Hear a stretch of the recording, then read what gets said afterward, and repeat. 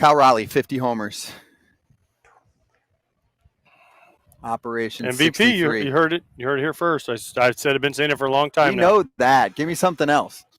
He's got the all-time record for homers. He's chasing down Mickey Mantle for the most all-time record for a catcher for homers. Catcher, yes. And then he's chasing down Mickey Mantle for the all-time homers for a switch hitter. Mm-hmm. The biggest question is, can he beat Judge? Can he get to 63? I mean, he had two days ago, one yesterday.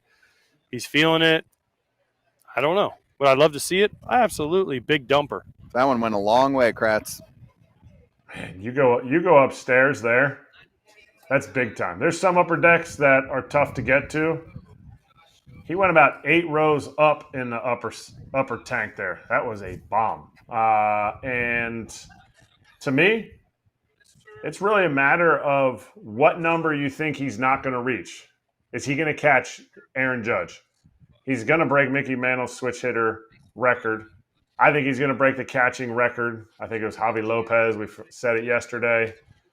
And then you're going to start getting into the Ken Griffey Jr. Will he beat the great Ken Griffey Jr.? He'll never go down as the great Cal Raleigh, but why not? Why can't he? Why not? What do you mean? Why can't he? He is the great Cal compared Raleigh. to Ken Griffey Jr.? No. Platinum glove? Yeah, he's Platinum just glove, cool. home runs. I mean, Cal Raleigh's got a chance if he continues. I mean, he's got a chance to be one of the all-time greats. Yeah, Griffey just signed a long-term deal. One side of the plate too. Yeah, he got a long-term deal. Like he's got a chance to be great. The kid no versus way the dumper? he will be up there with Ken Griffey Jr. No way. Oh, yeah. He could have a Hall of Fame career, but Ken Griffey Jr. The thing is, everybody sees this as like a one-year thing from Cal Raleigh in the sense that, like, wow, he really burst on the scene. He has so many home run records through the first, I don't know how many games of his career as a Mariner. You're talking about dudes that have hit a lot of home runs in Seattle's history, and he's been breaking those records coming up to this year, and now he's got 50 this year. He was the fastest to, I think, 80 or 90 home runs.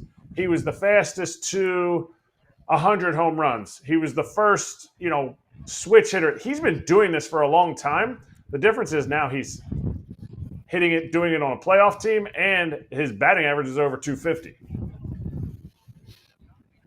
I'll read you the quote because it was fun. And when you're this good all year, you want to try and switch it up. Yeah. Don't just say, yeah, it's going well. Like, he's often given us some fun quotes. So we saw the Sarah Lang's stat on most home runs in a season by a primary catcher. Yep. Almost there. Yep.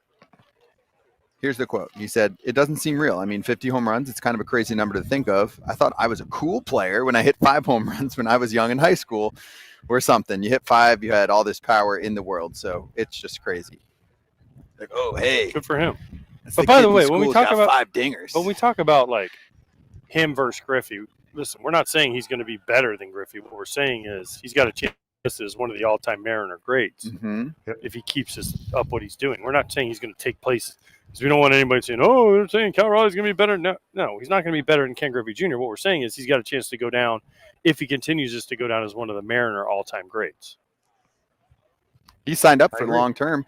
I was doing this math the other day.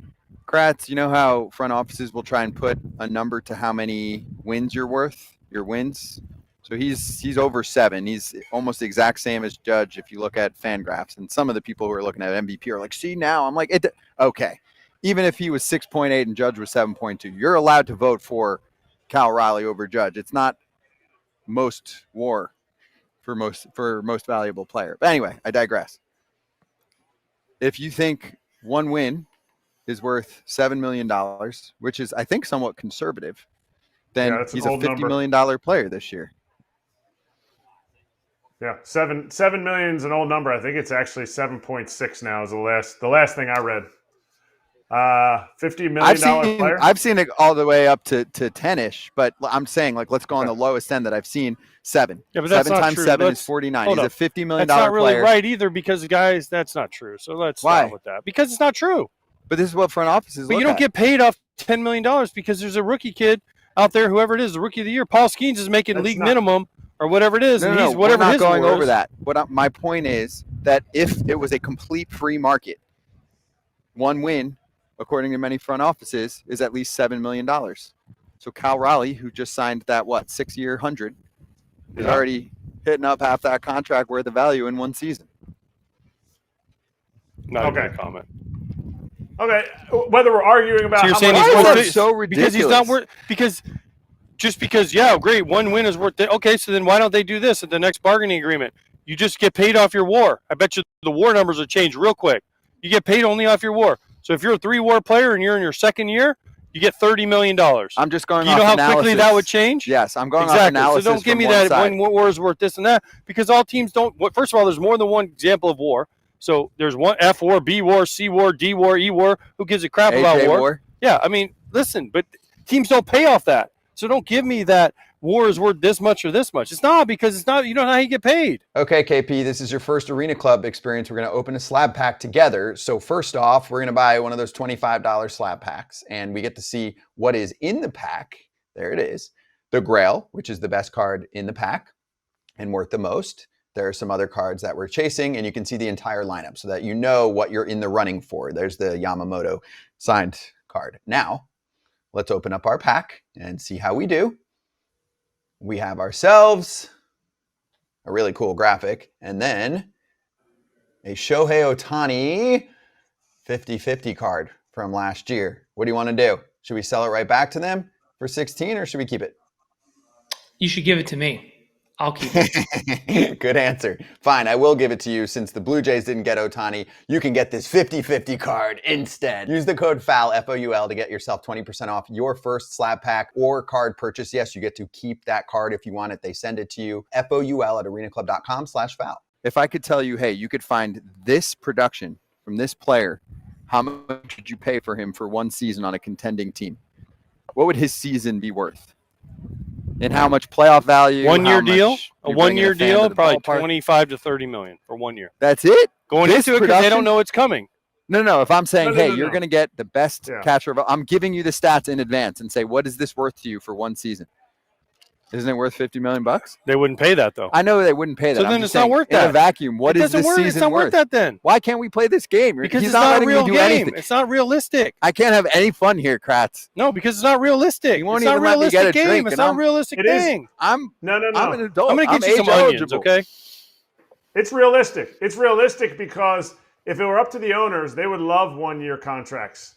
Okay, if you're going to pay guys 1 year contracts, you're going to have to give out a $60 million contract because Aaron Judge will be worth $60 million after this year. Cal Raleigh, when he finishes this season, in their mind, will be worth $60 million this year. So it's a realistic question that Scott put out there because teams don't want to give out these long contracts. Even this extension, 6 years, 105, that with a vesting option for Cal Raleigh. Well, they're picking that up unless he gets hurt, and they would have to pay this. So I agree with you. And yes, the number is 50 to 60 million. If you know you're getting this production from the catching position, the Dodgers would pay 50 to 60 million dollars. Then why did Juan Soto, right? Yeah. Just not sign 1 year deals the whole time? No. You guys are getting too realistic with my because I'm a realist. I play in the real world. I don't play in fantasy hat land. off, your CBA hat I don't off. play I in just wanted fantasy to land. know if you're in fantasy land and I say, hey, we have a catcher available for your contending team. You need a catcher. These are the numbers you're going to get. How much money would you pay And for by the that? way, he is on a contending team, so I know that. I know he's on a contending team. all your arguments are null and void. You're ball busting to the highest No, degree. I'm being honest. There are golf balls flying everywhere right now. I'm just saying, like, how much would you pay for him, right? You're running a franchise. How much did he sign for? Who cares? No, not who cares. How much did he sign for? 6 years, 105 Oh, on his perfect. That's what I extension, pay. but that That's includes exactly what I art years pay. and stuff. Great. That's exactly what I pay.